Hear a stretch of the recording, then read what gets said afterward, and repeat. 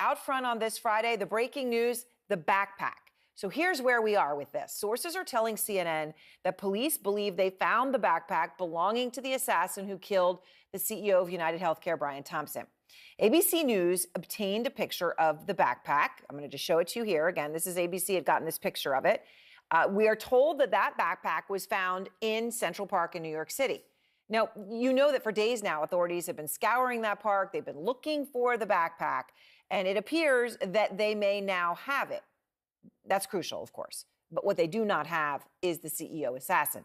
And top New York Police Department officials tell CNN exclusively right now that they have reason to believe that the suspect left on a bus on Wednesday, hours after the killing. We also have reason to believe that the person in question has left New York City. We have video of him entering the Port Authority bus terminal. We don't have any video of him exiting, so we believe he may have gotten on a bus. Okay, that's crucial information. So let's just start with all of where we are here, what we know about the suspect's movements after the murder in Midtown Manhattan. Investigators say the assassin, who they do believe acted alone. So, we've talked about the phone call that he had just before the shooting. Right now, they're saying they believe he acted alone. So he did this assassination, shooting Brian Thompson in the back. Then he runs from the Hilton where he had shot Thompson with a silencer. He runs on that bike, gets on a bike, goes into Central Park. He exits the park, and we'll show you the map here, around 77th Street. Just the context here, that's 23 blocks from where the murder took place. For anyone not a New Yorker, that is just over 1 mile. He then made his way to 85th Street, where police have this video of him on a bike. They say that's him and that they know that's him. Officials say from there, he walked up to 86th Street and grabbed a taxi to the George Washington Bridge bus station. Now, the George Washington Bridge is all the way north. You can see that green part of Central Park. You got to go a long way up there, 90 blocks away. And that's almost 5 miles. Okay, so he gets there in a taxi. Officials then have video, you heard them just say, entering that bus station. It is one of the busiest in the entire United States. There are 1,000 buses a day that go through that George Washington Bridge bus terminal. They say that is where they lose him because they don't see him leave.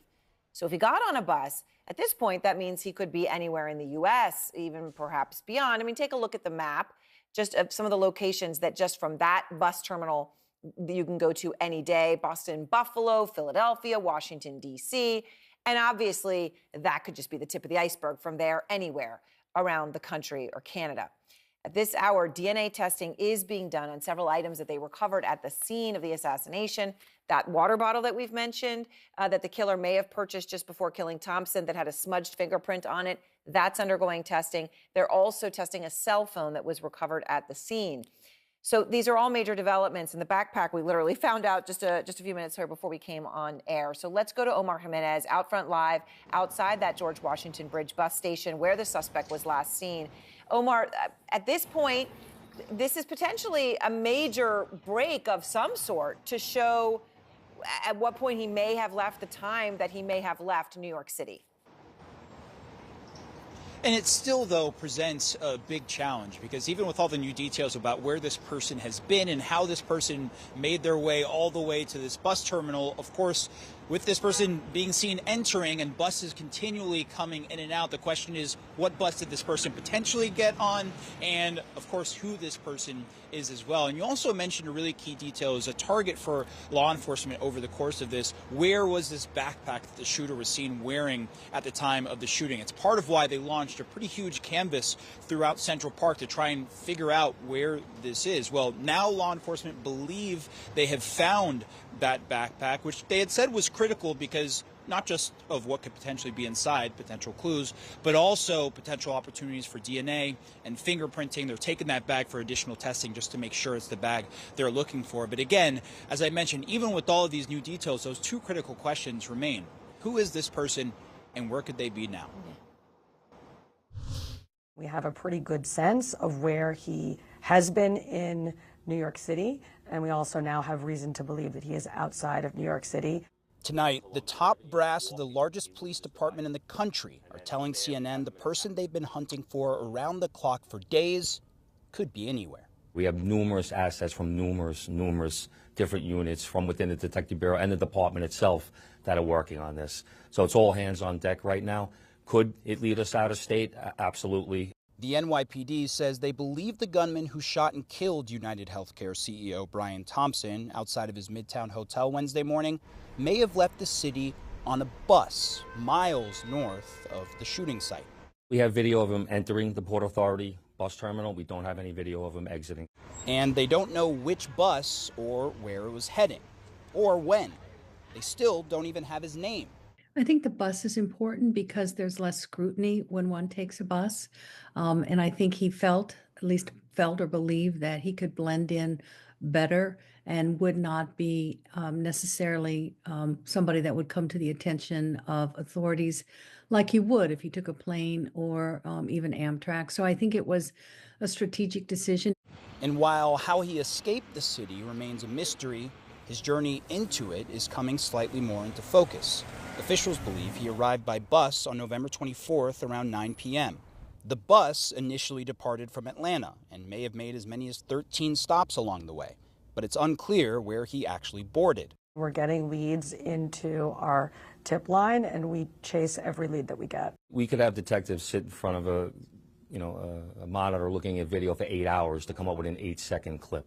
Police also today sent a water bottle and a cell phone found at the scene to the chief medical examiner's office, hoping for a DNA hit.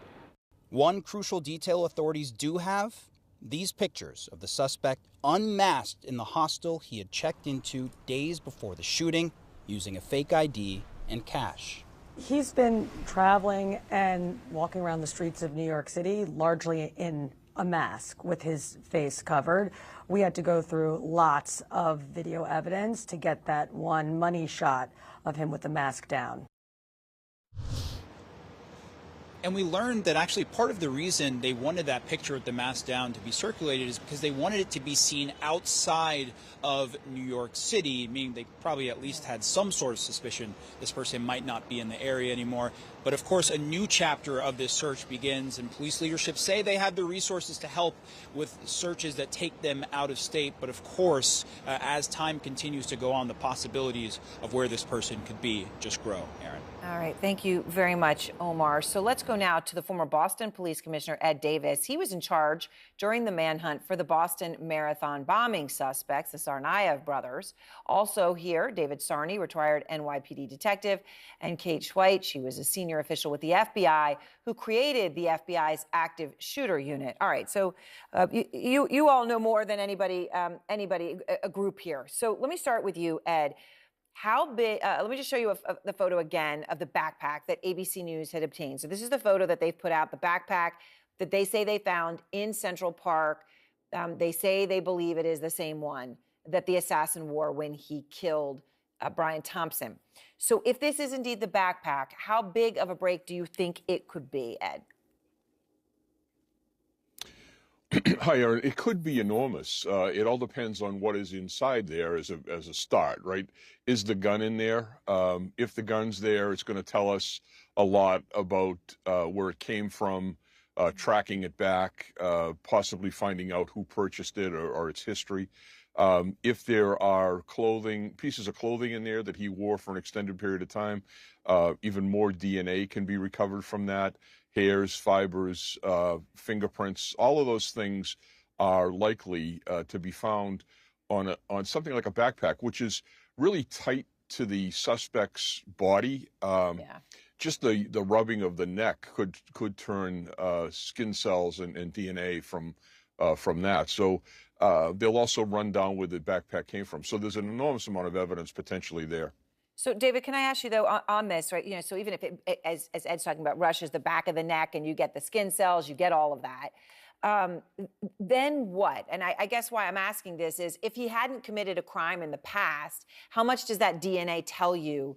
I mean, I suppose once you eventually get his name, you can match it to him. But I mean, now, in this time, trying to identify him, how much does the DNA help if he is not, if that DNA isn't in a legal system somewhere? Well, here's the issue with DNA, and DNA is a great way of identification for individuals. Yeah. But if it's not in the system, it's not in a database, we still have data, we still have abilities to test it further. DNA analysis has gotten much better in the present day. There's other ways in which we just don't, we can get at least a match. Maybe there's an opportunity. We may not get a hit, which is a hit meaning you have an identified individual in this, but it's in the database. We'll have something, and you can compare it to other DNA evidence or DNA analysis for possible family members that may have been perpetrators in crimes. So there is opportunity there. Nothing, as far as evidence is concerned, should ever be taken away or removed. It is always probative until it's deemed not.